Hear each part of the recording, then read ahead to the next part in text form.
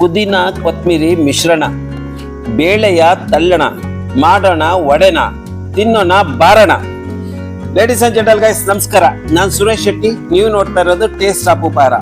ಮಳೆಗಾಲ ಶುರುವಾಗಿದೆ. ಈಗ ನಮಗೆ ತಿನ್ನಕ್ಕೆ ಕುರುಕುರ ಕರ್ಕರ ಅನ್ನೋದು ಏನಾದ್ರೂ ಒಂದು ಪದಾರ್ಥ ಆಯಿಲ್ ಫ್ರೈಡ್ ಇರೋದು ತಿನ್ಬೇಕು ಅಂತ ಇಷ್ಟ ಆಗುತ್ತಲ್ವಾ. ಹಾಗಾಗಿ ನಿಮ್ಗೋಸ್ಕರ ಇವತ್ತು ಮಸಾಲ ವಡೆ ರೆಸಿಪಿ ತಗೊಂಡ್ಬಂದಿದ್ದೀನಿ. ತುಂಬಾನೇ ಹೆಲ್ದಿ ಆಗಿರುತ್ತೆ. ಅದರಿಂದ ರೆಸಿಪಿ ನೋಡ್ಕೊಳ್ಳಿ ಎಷ್ಟು ಚಂದ ಬರುತ್ತೆ ಅಂತ. ನಾನು ಬೆಳ್ಳುಳ್ಳಿ ಹಾಕೊಂಡಿದ್ದೀನಿ, ಹಸಿಮೆಣಸಿನ್ಕಾಯಿ ಹಾಕೊಂಡಿದ್ದೀನಿ, ಕರ್ಬೇವಿನ ಸೊಪ್ಪಂತೂ ರಾಸಿ ಹಾಕಿದ್ದೀನಿ ಅನ್ಕೊಳ್ಳಿ. ಇದಕ್ಕೆ ಬೇಕಾಗಿರೋ ಪದಾರ್ಥಗಳು ತುಂಬಾನೇ ಯೂನಿಕ್ ಆಗಿ ಏನಿಲ್ಲ, ಎಲ್ಲ ಮಾಡ್ತಾರಲ್ಲ ಅದೇ ರೀತಿಗೆ ನಾನು ಲವಂಗ ಹಾಕೊಂಡಿದ್ದೀನಿ ಸ್ವಲ್ಪ, ಮತ್ತು ಪಲಾವ್ ಎಲೆ, ಚಕ್ಕೆ, ಸ್ವಲ್ಪ ಮರಾಠಿ ಮಗ್ಗು ಮತ್ತು ಸೋಂಪು ಹಾಕೊಂಡಿದ್ದೀನಿ.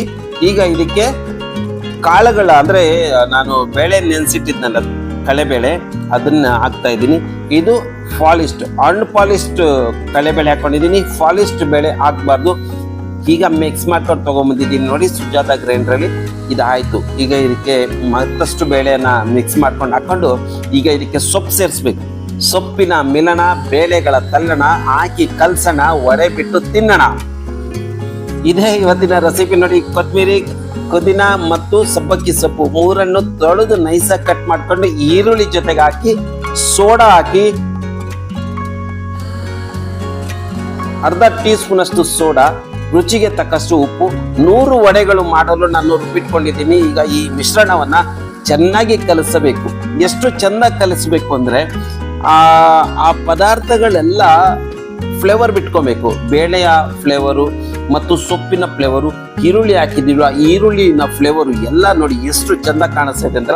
ಅಷ್ಟು ಚೆನ್ನಾಗಿ ಮಿಶ್ರಣ ರೆಡಿ ಮಾಡಿ ಇಟ್ಕೊಂಡಿದ್ದೀನಿ. ಈಗ ಉಂಡೆಗಳು ಮಾಡಿಕೊಂಡು ಎಣ್ಣೆಯಲ್ಲಿ ತಟ್ಟಿ ಡೀಪ್ ಫ್ರೈ ಮಾಡಬೇಕು.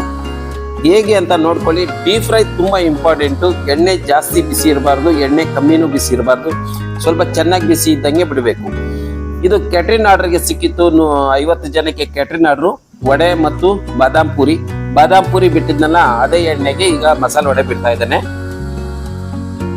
ಬಾದಾಮ್ ಪೂರಿ ವಿಡಿಯೋ ನೆನ್ನೆ ಹಾಕಿದೆ. ನಿಮಗೆ ಬಾದಾಮ್ ಪೂರಿ ರೆಸಿಪಿ ಬೇಕಂದ್ರೆ ಡಿಸ್ಕ್ರಿಪ್ಷನ್ ಅಲ್ಲಿ ಲಿಂಕ್ ಕೊಟ್ಟಿರ್ತೀನಿ, ನೋಡ್ಕೊಳ್ಳಿ ಎಷ್ಟು ಚೆಂದ ಇರುತ್ತೆ ನೋಡಿ. ಮಸಾಲ ವಡೆ ಇದೇ ಸ್ಟ್ರಕ್ಚರ್ ಅಲ್ಲಿ ಇರಬೇಕು. ಮತ್ತು ಏನಾಗುತ್ತೆ ಅಂದ್ರೆ ಬೇಯಿಸುವಾಗ ಗೋಲ್ಡನ್ ಬ್ರೌನ್ ಬರಬಾರ್ದು, ಸ್ವಲ್ಪ ಡಾರ್ಕ್ ಬ್ರೌನ್ ಬರಬೇಕು. ಅವಾಗೆ ಮಸಾಲ ವಡೆ ಚೆಂದ ತಿನ್ನಲು taste. So ladies and gentle guys, thank you so much everybody. Healthy ತಿನ್ನಿ, ಹೆಲ್ದಿ ಆಗಿರಿ, ಜೀವನದಲ್ಲಿ ಖುಷಿಯಾಗಿರೋದು.